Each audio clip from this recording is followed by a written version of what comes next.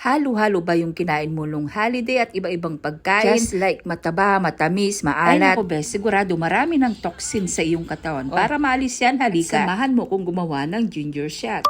So first, kailangan meron kang carrots, pipino, lemon, parsley, o kaya celery, tapos luya. Tapos hugasan mo itong mabuti upang sa ganun para maalis yung mga impurity o mga bacteria.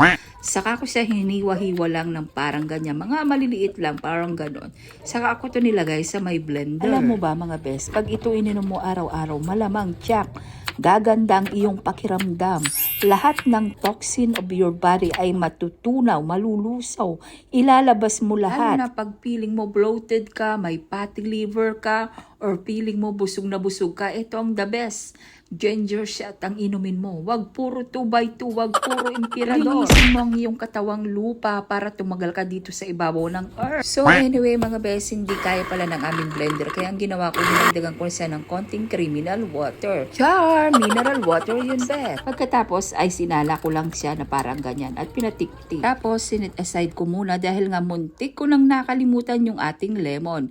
Bali hiniwa-hiwa ko lang siya tapos piniga ko lang siya ng bahagya. Pero kung acidic ka naman mga bes, konti lang ilagay mo na lemon. Dahil nga acidic ako, kaya konti lang ang nilagay ko. Pwede rin naman apple cider kung may acidic kayo mga bes. Pagkatapos ay nilipat ko na to sa ating pitchil at ilalagay ko to sa may rep para hindi siya agad masira. Kasi mas the best na inumin mo to pag walang laman ang iyong tiyan, yung bagong gising ka ganon. Pero pag acidic ka, kumain ka muna ng isang itlog or konting kanin kasi nga susumpong ang iyong acid. Make sure mo lang bes na kailangan mo munang i-shake ito bago mo siya inumin. Saka ka uminom ng 1 shot lang a day. Isang shot lang sa isang araw para malinisan ang iyong atay at bituka.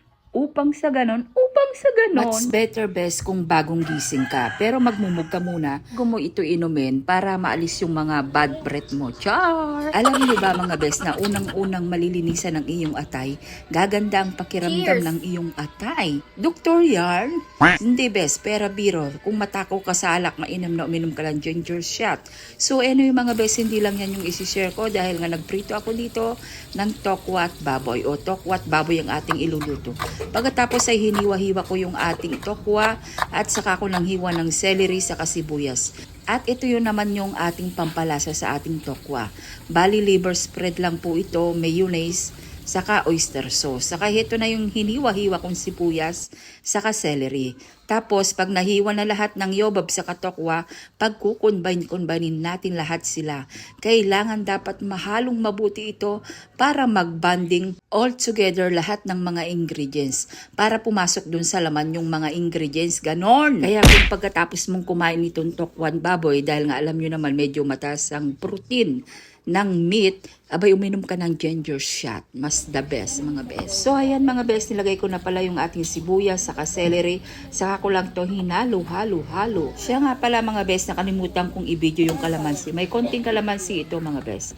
At ito na ang ating finished product ng tokwat baboy. So yun lang best, sure ko lang ingat. God bless, bye!